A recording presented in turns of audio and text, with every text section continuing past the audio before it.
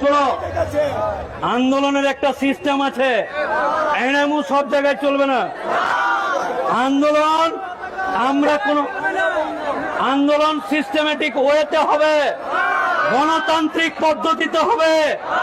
আজকে আপনাদের হয়ে আমি এসছি, যদি দেখি যে আপনারাও এনামু করছেন, আমিও হেঁটে চলে যাব। অতএব আপনারা এখন বিপদগ্রস্ত মানুষ। আপনারা এখন কিসে আছেন? বিপদে আছেন। আপনারা কিসে আছেন? এই বিপদে আপনাদেরকে সুন্দর সুষ্ঠুভাবে গণতান্ত্রিক পদ্ধতিতে আন্দোলন চালিয়ে যেতে হবে।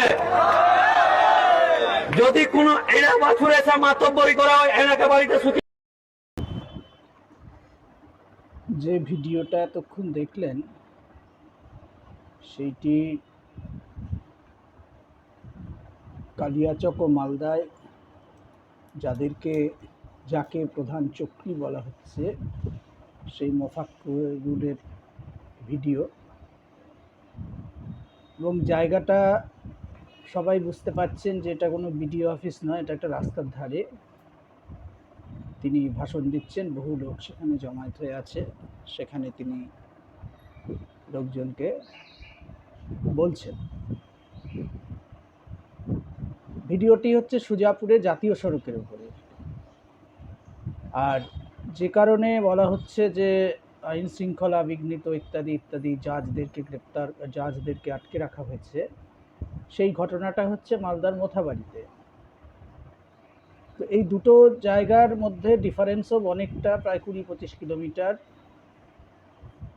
কিন্তু অদ্ভুতভাবে সমস্ত মিডিয়া, এমনকি বিশেষ বিশেষ সংবাদ মাধ্যম এবং পোর্টালে যারা সিনিয়র সাংবাদিকরা অনেকে কাজ করেন, তারা যেভাবে একযোগে প্রায় সন্ত্রাসবাদী ইত্যাদি ইত্যাদি বলে, কেন গ্রেপ্তার করা হবে না ইত্যাদি বলে প্ররোচিত করেছে, সেটা নিন্দাজনক এবং আমরা নিন্দা জানাই। মোফাক্কেরুল কি করে না করে, সে কোন দল করে, সেটা বড় প্রশ্ন নয়। বড় প্রশ্ন হচ্ছে যে একজন নাগরিকের শান্তিপূর্ণভাবে কোনো জায়গায় উপস্থিত হওয়া, প্রতিবাদ করা, এগুলো অধিকার। এবার সেখানে দেখবেন যে যেখানে তিনি ভাষণ দিয়েছেন সেখানে কোনো রকম কোনো অপ্রীতিকর ঘটনা ঘটেনি,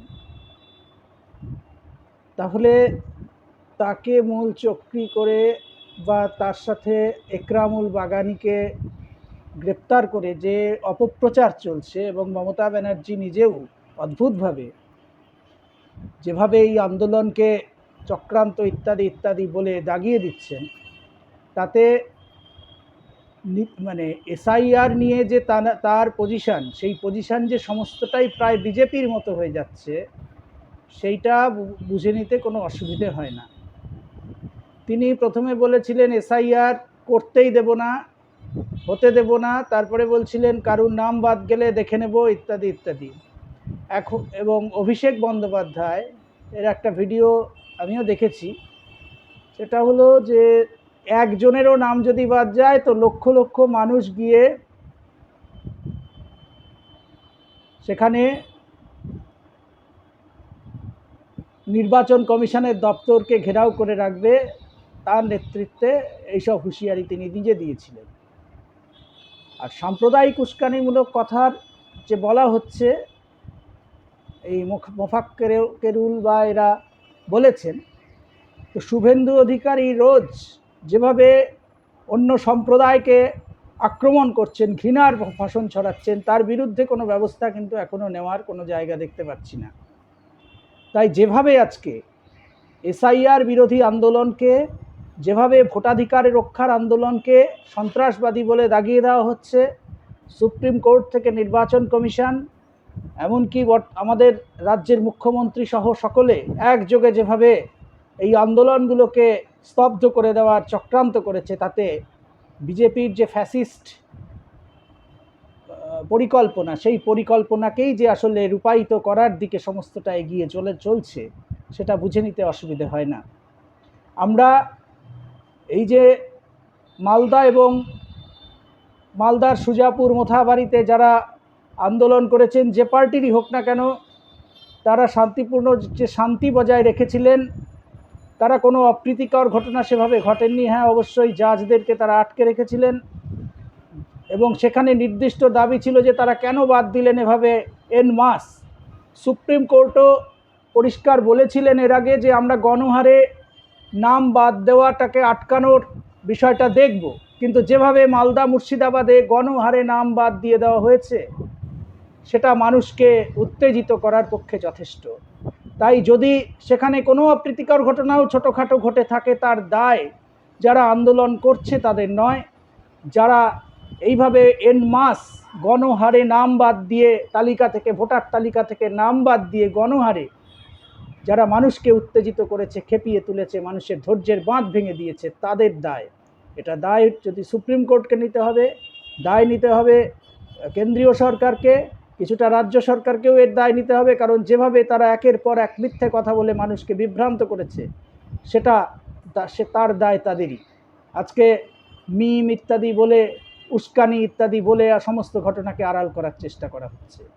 উস্কানি থাকে না তা নয়, কিন্তু উস্কানি দিলেই মানুষ নেমে পড়ে ঘটনা, এটা কখনোই ঘটে না যদি মানুষের মধ্যে এক ধরনের একটা বিক্ষোভ তৈরি না হয়। তাকে কেউ ব্যবহার করতে পারে, কিন্তু যতটা সবাই জানেন যে একে ব্যবহার করার মতো যে শক্তি, সেই শক্তি যাদেরকে গ্রেপ্তার করা হয়েছে তারা নয়।